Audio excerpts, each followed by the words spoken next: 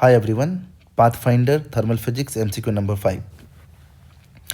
Two identical calorimeters, one containing water and the other an unknown liquid, are left in a room and allowed to cool. Masses of the water, the liquid and the calorimeter are equal. Specific heat of water is 4.2 joule per gram per degree centigrade and that of the material of the calorimeter is 0.36 joule per gram per degree centigrade. If the calorimeter containing water takes 60 seconds and that containing the unknown liquid takes 40 seconds in cooling from 50 degree centigrade to 45 degree centigrade, what is the specific heat of the unknown liquid? हमारे पास दो calorimeter है, दोनों identical है, दोनों का मास same है। एक calorimeter के अंदर m मास वाटर का मान लिया रखा हुआ है और दूसरे कैलोरीमीटर में उतने ही मास का दूसरा लिक्विड है। तो इन दोनों को कूल होने के लिए अलाउ किया गया। तो ऐसा ऑब्जर्व किया गया कि इसका टेम्परेचर 50 डिग्री सेंटीग्रेड से 45 डिग्री सेंटीग्रेड तक 60 सेकेंड में डिक्रीज हो रहा है और इसका टेम्परेचर 50 टू 45 40 सेकेंड में डिक्रीज हो रहा है। कंटेनर का स्पेसिफिक हीट दिया हुआ है, वाटर का दिया हुआ है, अननोन लिक्विड का स्पेसिफिक हीट पूछा गया है। तो कहीं ना कहीं ये रेट ऑफ कूलिंग का सवाल है। तो रेट ऑफ हीट ट्रांसफ़र कैसे लिखते हैं हम? रेट ऑफ हीट ट्रांसफ़र जो हम इन जनरल लिखते हैं कि कोई ऑब्जेक्ट है जिसका टेम्परेचर T है, सराउंडिंग का टेम्परेचर Ts है, ऑब्जेक्ट का जो एक्सपोज सरफेस एरिया वो A है, एमिसिविटी E है, तो d q by d t क्या लिखते हैं? Sigma epsilon A T to the power 4 minus Ts to the power 4। मैं एकदम जनरल केस ले रहा हूँ, ठीक है। और ये जो D q by d T है ये रेट ऑफ हीट लॉस है। अगर ऑब्जेक्ट का टेम्परेचर सराउंडिंग के टेम्परेचर से ज़्यादा होगा तो वो हीट लॉस करेगा, तो उसका टेम्परेचर घटेगा। तो अगर उसने डी टी टाइम में डी क्यू हीट लूज़ किया तो डी क्यू क्या लिख सकते हैं? M s d T minus sign के साथ। अगर मैं मैग्नीट्यूड लिखना चाहता हूँ because d t will be negative और टाइम लगा डी टी, तो d q by d t को मैं क्या लिखूँगा? Minus m s d t upon d t. तो ये लिख दिया, ठीक है, और इसको इसके बराबर कर दिया।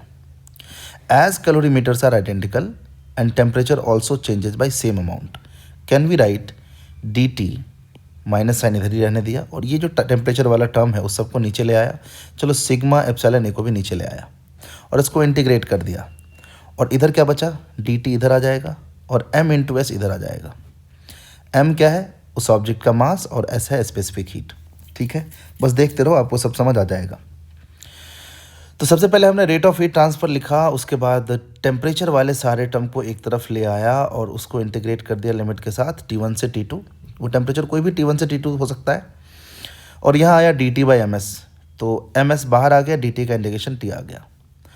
अब आते हैं सवाल पे।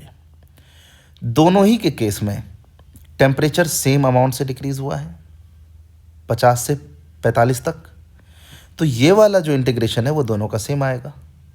तो क्योंकि LHS दोनों के लिए सेम आएगा तो RHS दोनों के लिए सेम होगा। तो यानी कि T बाई एम एस जो है वो कांस्टेंट रहने वाला है। तो T बाई एम एस कैसे लिखूं? पहले वाले को टाइम लगा 60 सेकेंड जिसको मान लिया T1, दूसरे को लगा 40 सेकेंड उसको मान लिया T2। तो T1 बाई एम एस क्या? अब कंटेनर का स्पेसिफिक हीट है SC मान लो और वाटर का है SW, दोनों का मास सेम है, तो what will be total heat capacity?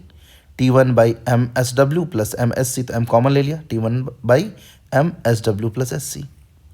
Similarly दूसरे केस में क्या है? लिक्विड का मैंने मान लिया SL है और कंटेनर का कैलोरीमीटर का SC, तो उसको टाइम लगा T2, तो T2 by m s c plus m s L.